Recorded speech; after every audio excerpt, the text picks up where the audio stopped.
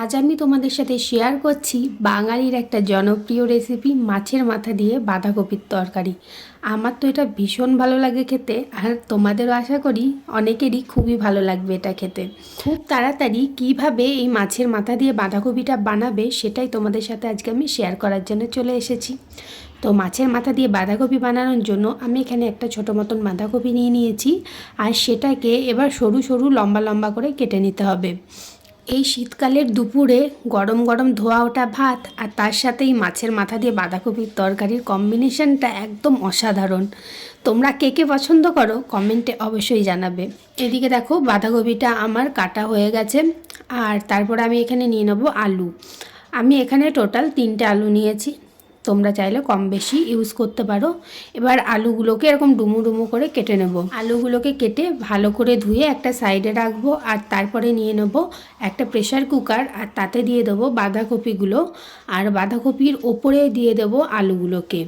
যেহেতু আমি খুব তাড়াতাড়ি রান্নাটা করব, তাই তোমাদের সাথে শেয়ার করছি কিভাবে তাড়াতাড়ি বাঁধাকপিটা বানাতে পারি।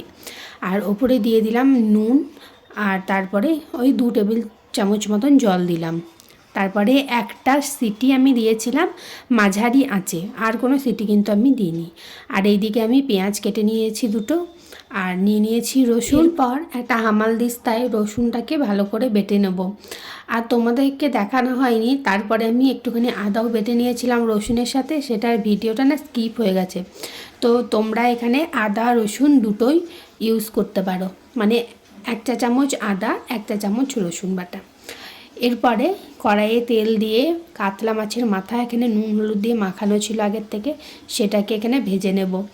একটু ভালো করে ভেজে নিতে হবে মাথাটা, যাতে কাঁচা কাঁচা না থাকে।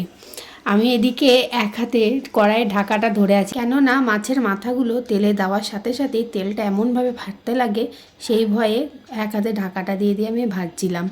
এদিকে মাছের মাথাটা ভালোভাবে ভাজা হয়ে গেছে, এটাকে তুলে নিয়েছি, আর তেলটাও অল্প কমিয়ে নিচ্ছি, কেননা যতটা তেল পেটে কম যায় ততই ভালো। এরপরে ওই তেলেই দিয়ে দিলাম তেজপাতা, গোটা গরম মশলা, এলাচ লবঙ্গ দারচিনি। আর আমার কাছে এলাচটা শেষ হয়ে গেছিলো, তাই তোমরা অবশ্যই এখানে এলাচটা কিন্তু ইউজ করো।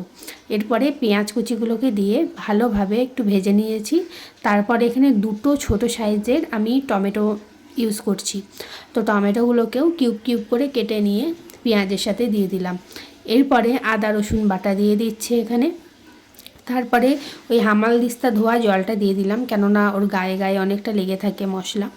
এরপরে সমস্ত কিছুকে খুব ভালোভাবে মিশিয়ে নেব, আর ওপর থেকে এখন দিয়ে দেবো আমি নুন। টেস্ট অ্যাকর্ডিং তোমরা নুনটা দেবে। নুনটা দিয়ে দেওয়ার পর তাড়াতাড়ি টমেটোগুলো গলে যাবে। এরপর ওপরে দিয়ে দিলাম হলুদ গুঁড়ো, আর অল্প একটু চিনি ইউজ করতে পারো। আমি এখানে ভেলি গুঁড়ো ইউজ করলাম, যেহেতু চিনি খাওয়া অনেকদিন আগে কম করে দিয়েছি সেই জন্য। এরপর ধনে গুঁড়ো, জিরে গুঁড়ো, কাঁচা লঙ্কা দিয়ে ভালো করে সমস্ত মশলাটাকে মিশিয়ে নেব। আমরা যেহেতু একটু ঝালটা কম খাই, তাই কাঁচা লঙ্কাটা কম দিই। আর এই একটা কাঁচা লঙ্কাতে ভীষণ ঝাল, সেই জন্য আর বেশি এখানে কাঁচা লঙ্কা দিলাম না। তো তোমরা যেরকম ঝাল খাও সেই অনুযায়ী লঙ্কাটার ব্যবহার করবে। এরপর টমেটোগুলো গলে গেছে দেখতেই পাচ্ছ।